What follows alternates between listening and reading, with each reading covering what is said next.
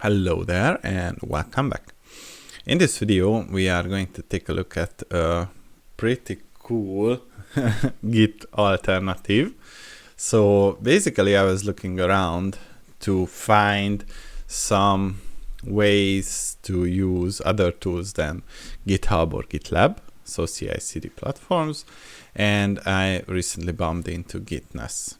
And Gitness is basically a next evolution of the drone CI platform by Harness, and we are going to see how you can use it on a CentOS machine.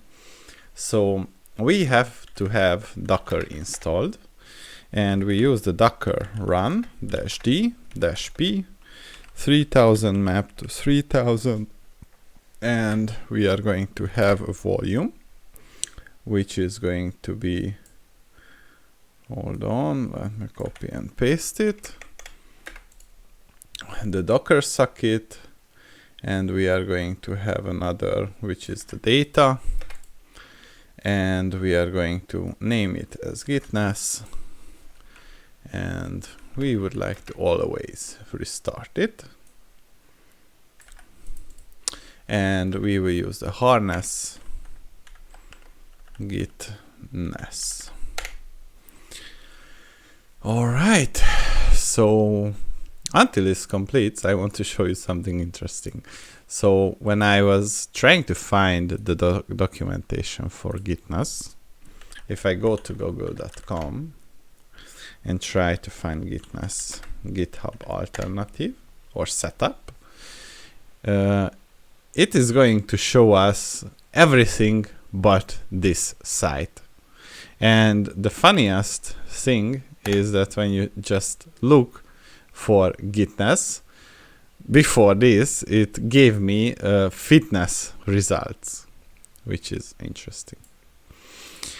So now it is still going to download some stuff, but after that we should be able to go to the local host, and let me just sudo systemctl stop firewall sudo satan force 0, and if you check the docker ps, you can see that this is now running. And if I go to my browser to the http CentOS 8a 3000, you can see that Gitness is there.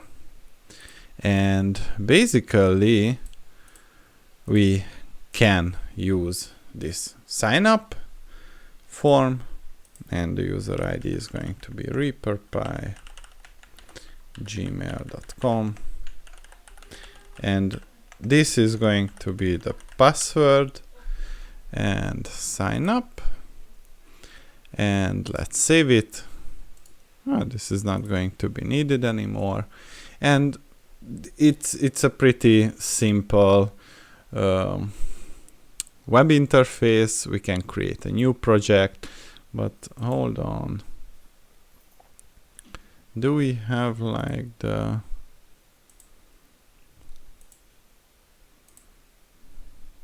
no? Oh, let's create a new project.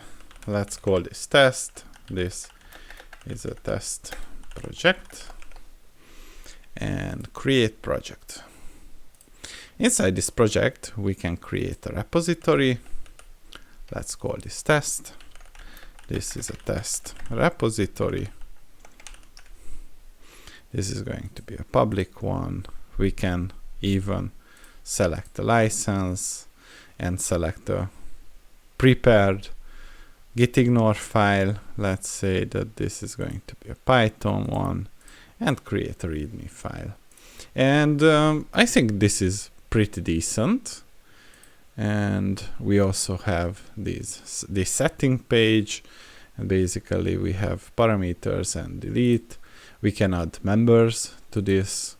We also have the option to add secrets, and here inside the repository we can adjust pipelines, adjust webhooks, manage pull requests and branches, and so on. So technically that was it. See you in the next one.